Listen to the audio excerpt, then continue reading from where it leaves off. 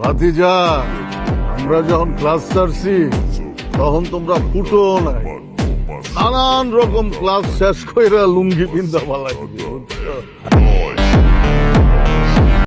আমি একজন সমাজ সেবক, সব ধরনের যোগ্যতা আমার আছে, খালি মায়াগুলোকে কথা কইতে গেলে একটু ভয় পাই। আরে বেটা, আমার তো ধন সম্পদ নাই, আবুর যা আছে আমার সেইটাও নাই, আমার খালি একটু পাওয়ার আছে। গাদ্দারির কোনো ক্ষমা নাই সুলতানের কাছে।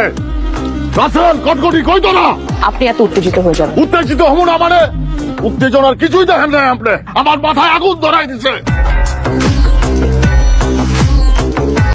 আর ঠান্ডা মাথায় খেলবো কেমনে? আমার ফাজিল কইতেছে, লুচ্চা কইতেছে, আবার ঘাড়াইতে চাইতেছে। অরের যে ঘাড়াই নাই এটাই তো বেশি। আমার বাইরে নিয়ে কোনো কথা বলে বললাম ভালো হইব না। এই সুলতান সব সহ্য করবার পারে, মাগার হ্যার বাইরে নিয়ে কোনো কথা বলে এই সুলতান আর সুলতান থাকে না, বাঘার সুলতান হয়ে যায়।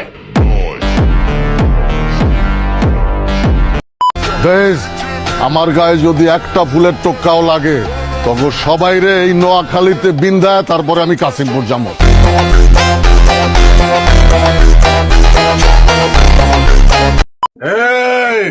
তোরা কইলাম ইদানিং বেশি ফাল পারতাছস। আবু, আমার জিনিসটা করে। কোন জিনিসটা দাদু? ওরা তো কাশিমপুর রেখে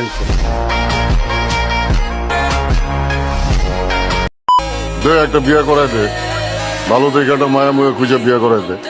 আর কত ভালো মাইয়া দেখবো আপনার লিগা? আপনার তো একটার পর একটা মাইয়া দেখানো হইতাছে, আপনার কাছে তো সবগুলোর বয়স্ক মনে হয়, কারণ কি আপনার লিগা কচি মাইয়া লই আমো?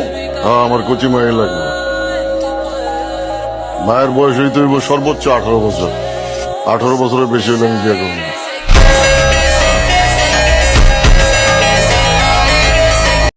শুভ স্যার, কাবিলা স্যার আপনি সামনে যান, আবু স্যারও সামনে যান, শিমুল স্যারও সামনে যান। আমি পিছনে থেকে আপনাকে সম্মান দিতেছি, ভয় পায়েন না। পিছনে থেকে আপনাকে সম্মানই দিব, পায়রা দিব না। চলেন।